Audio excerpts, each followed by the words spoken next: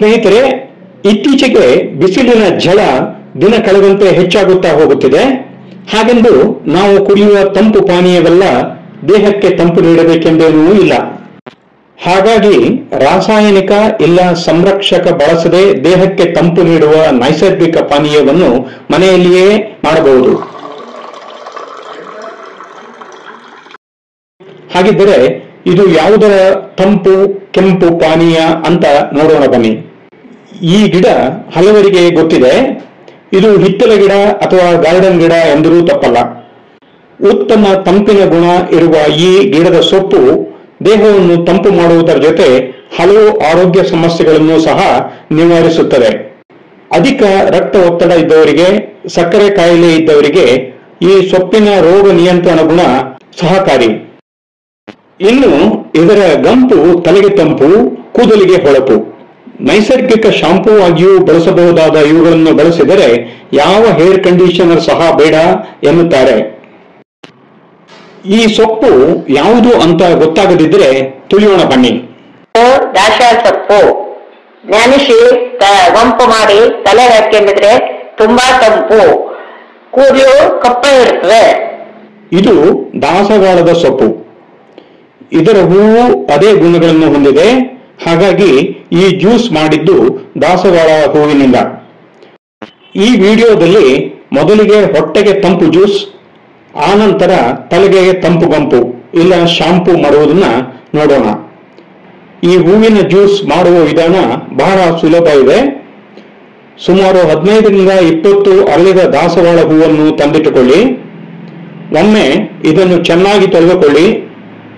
ಹಸಿರು ತೊಟ್ಟು, ಕೆಂಪು ದಳ ಮತ್ತು ಕೆಂಪು ಪುಂಕೇಸರ ಇರುವ ಈ ಹೂವಿನಲ್ಲಿ ಹಸಿರು ತೊಟ್ಟನ್ನು ತೆಗೆದುಹಾಕಿ ಕೆಂಪು ದಳವನ್ನು ಉಳಿಸಿಕೊಳ್ಳಿ. ಹಾಗೆಯೇ ಕೆಂಪು ಪುಂಕೇಸರವನ್ನು ತೆಗೆದುಹಾಕಿ.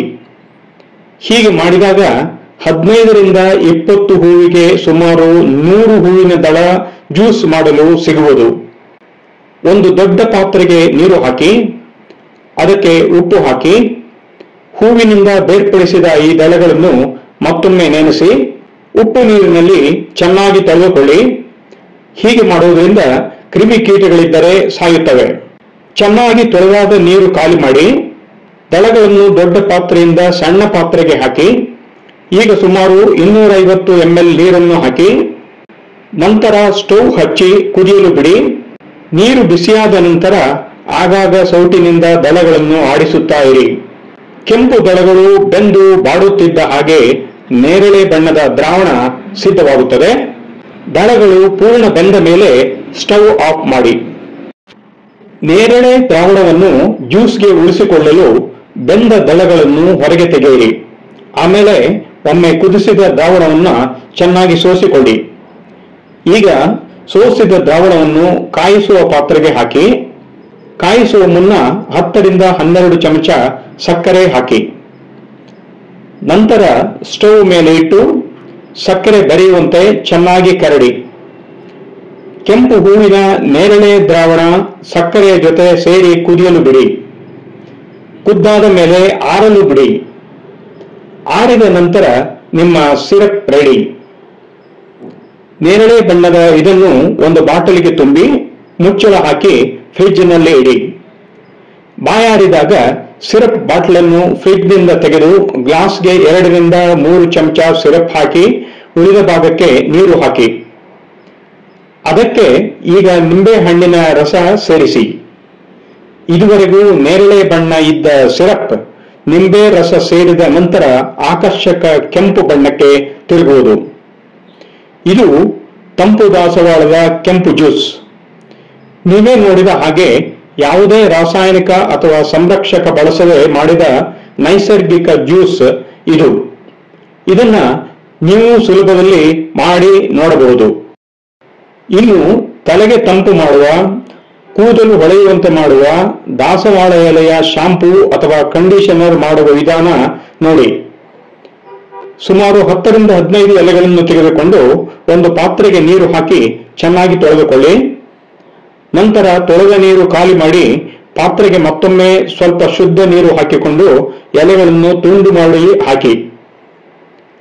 ಈಗ ಕೈಯಿಂದ ಎಲೆಯ ತುಂಡುಗಳನ್ನು ಚೆನ್ನಾಗಿ ಕಿವುಚಿ ಲೋಳೆ ಲೋಳೆ ಆದ ರಸ ಬರುವ ಹಾಗೆ ಮಾಡಿ ಸ್ವಲ್ಪ ಹೊತ್ತು ನೆನೆಯಲು ಬಿಟ್ಟು ಎಲೆ ತುಂಡುಗಳು ಮತ್ತು ದ್ರಾವಣ ಬೇರೆಯಾಗುವ ಹಾಗೆ ಚೆನ್ನಾಗಿ ಸೋಸಿಕೊಳ್ಳಿ. ಈಗ ಲೋಳೆ ಭರಿತ ತಂಪು ಅರ್ಥಾತ್ ಶಾಂಪೂ ಅಥವಾ ಕಂಡೀಷನರ್ ನಿಮಗೆ ಸ್ನಾನಕ್ಕೆ ರೆಡಿ.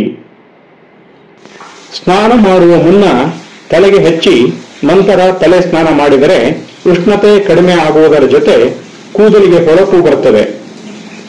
ಬೇಸಿಗೆಯಲ್ಲಿ ವಾರಕ್ಕೊಮ್ಮೆ ಆದರೂ ಇದನ್ನು ಬಳಸಬಹುದು. ಒಂದು ದಾಸವಾಳ ಬಹುವಿಧ ತಂಪು ಔಷಧಿ ನೋಡಿದಿರಲ್ಲ, ಇದಕ್ಕೆ ಒಂದು ಲೈಕ್ ಕೊಡಿ. ಹಾಗೆ ಈ ವಿಷಯವನ್ನ ಇತರರಿಗೆ ಶೇರ್ ಮಾಡಿ. ಜೊತೆಯಲ್ಲಿ ನಿಮ್ಮ ಕಮೆಂಟ್ ಅನ್ನ ಹಾಕಿ. ಇನ್ನು ನನ್ನ ಚಾನಲ್ಗೆ ಸಬ್ಸ್ಕ್ರೈಬ್ ಆಗದಿದ್ದರೆ ದಯವಿಟ್ಟು ಸಬ್ಸ್ಕ್ರೈಬ್ ಸಹ ಆಗಿ. ಸ್ನೇಹಿತರೆ, ಈ ಕೆಂಪು ಜ್ಯೂಸ್ ನಿಮಗೆ ತಂಪು ನೀಡಲಿ. ಇಂತಹ ವಿಶೇಷ ವಿಷಯಗಳಿಗಾಗಿ ಮುಂದಿನ ಸಂಚಿಕೆಗಾಗಿ ಕಾಯಿರಿ. ಧನ್ಯವಾದಗಳು.